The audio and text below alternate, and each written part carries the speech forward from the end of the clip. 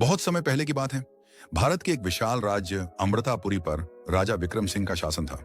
वह न केवल पराक्रमी योद्धा थे, बल्कि अत्यंत न्यायप्रिय, बुद्धिमान और प्रजापालक भी थे। उनकी ख्याति दूर दूर तक फैली हुई थी। लोग उन्हें धर्म के प्रतीक के रूप में जानते थे। राजा हर दिन प्रजा की समस्याएं सुनते और उनका हल खोजते। उनके दरबार में किसी को भी न्याय मांगने की अनुमति थी, चाहे वह आम किसान हो, व्यापारी हो या कोई पशु पक्षी ही क्यों ना हो। एक दिन दरबार में एक वृद्ध ब्राह्मण पहुंचा। वह कांपते हाथों से एक छोटा संदूक लेकर आया और बोला, महाराज, ये मेरे पूर्वजों की धरोहर है, एक दुर्लभ रत्न। इसे मैंने अपने जीवन भर की कमाई से सुरक्षित रखा है, परंतु 2 दिन पहले मेरा पड़ोसी सेठ गजाधर इसे चोरी कर ले गया। राजा ने तुरंत सेनापति को भेजकर सेठ गजाधर को बुलवाया। सेठ बहुत धनी और प्रभावशाली था।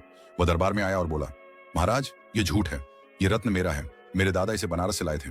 राजा विक्रम समझ गए कि मामला गंभीर है। उन्होंने दोनों पक्षों की बातें ध्यान से सुनी, फिर एक निर्णय लिया। उन्होंने कहा, यह रत्न किसी के भी शब्दों से तय नहीं हो सकता, हमें सत्य तक पहुंचना होगा। मैं एक उपाय करूंगा जिससे सच्चाई अपने आप सामने आ जाएगी। राजा ने रत्न को अपने दरबार में रखवा दिया और कहा, जिसका भी यह रत्न है वह उसकी पहचान बिना किसी संदेह के बताएगा। रत्न की विशेषता क्या है, यह बताना होगा। ब्राह्मण ने कहा, इस रत्न के भीतर एक सुनहरी लकीर है जो केवल धूप में दिखती है। सेठ कुछ बोल नहीं पाया, उसकी चुप्पी सब कुछ कह गई। राजा ने रत्न को धूप में रखा और सचमुच एक सुनहरी लकीर उसमें चमकी। राजा ने निर्णय सुनाया, यह रत्न ब्राह्मण का है। सेठ गजाधर पर चोरी का अपराध सिद्ध होता है, उसे दंड स्वरूप अपनी संपत्ति का एक हिस्सा ब्राह्मण को देना होगा और 1 वर्ष तक मंदिर सेवा करनी होगी। पूरा दरबार राजा के न्याय की प्रशंसा से गूंज उठा। इसके कुछ ही महीनों बाद राज्य पर दुश्मन आक्रमण कर बैठे। राजा विक्रम ने अपने सैन्य कौशल और रणनीति से दुश्मनों को मात दी। उन्होंने न केवल अपने राज्य की रक्षा की, बल्कि पड़ोसी राज्यों को भी एकजुट किया। विक्रम सिंह का यश और भी बढ़ गया, परंतु उनके जीवन की सबसे बड़ी परीक्षा अभी बाकी थी। एक बार जंगल में शिकार के दौरान राजा को एक साधु मिला जो गहरी तपस्या में लीन था। राजा ने उन्हें प्रणाम किया। साधु ने आंखें खोलकर कहा, राजन, तुम्हारी परीक्षा निकट है। तुम्हारा पुत्र विश्वासघात करेगा, क्या तुम तब भी न्याय कर पाओगे? राजा चौंक गए। उनका पुत्र युवराज अर्जुन बहुत प्रतिभाशाली था, वीर, बुद्धिमान और जनता का प्रिय। परंतु कुछ वर्षों बाद साधु की बात सच निकली। अर्जुन ने सिंहासन पाने के लिए षड्यंत्र रचा।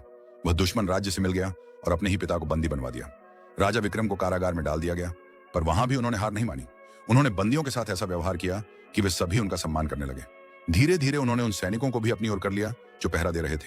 अंत में एक रात एक निष्ठावान सेवक की मदद से राजा बाहर निकले। उन्होंने अपनी सेना के वफादार सेनापतियों को बुलाया और फिर से युद्ध की योजना बनाई। युद्ध हुआ पिता और पुत्र के बीच। राजा जीत गए, पर अर्जुन को मारने की बजाय उन्होंने उसे दरबार में लाकर कहा, तू मेरा पुत्र है, पर तेरा अपराध बड़ा है, परंतु मैं तुझे अवसर देता हूं पश्चाताप का। तू अगले 10 वर्ष हिमालय में तपस्या करेगा। यदि तू सच में परिवर्तित होता है तो ही राज्य का अधिकारी बनेगा। अर्जुन फूट फूट कर रो पड़ा और तपस्या के लिए निकल गया। राजा विक्रम ने अंत तक न्याय, करुणा और धर्म का पालन किया। उनकी कहानी आज भी अमृतापुरी में सुनाई जाती है, जहां राजा केवल सत्ता का प्रतीक नहीं, बल्कि धर्म और न्याय का मूर्त रूप होता है।